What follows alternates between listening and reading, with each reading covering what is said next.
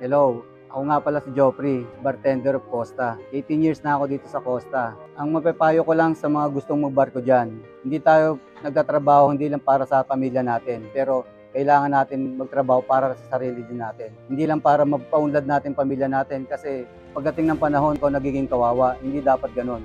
Dapat yung sarili din natin, isipin natin. May future tayo, may career. Pag nag-retire tayo, hindi pang habang buhay ang pagtatrabaho sa barko. Dapat mayroon ka rin tinitira para sa sarili nyo. Dapat mayroon ka rin tinitira para sa sarili nyo. Ang pagtatrabaho sa ibang bansa o pagbabarko ay isang malaking sakripisyo. Minsan sa sobrang pagmamahal natin sa pamilya at kamag-anak, nakakalimutan na natin ang ating sarili.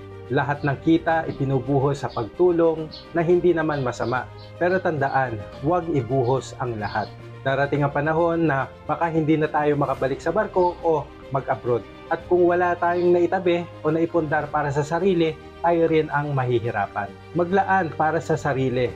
Mas maigi kung unahin mo muna ang pag-asenso dahil kapag maayos na ang estado mo sa buhay, mas madali at mas matatag mong matutulungan ang mga mahal mo sa buhay. Nakaka-relate ka ba, kabaro? I-share ang inyong karanasan bilang OFW o seafarer sa comments. Sama-sama tayong matuto at magbigay inspirasyon sa isa't isa.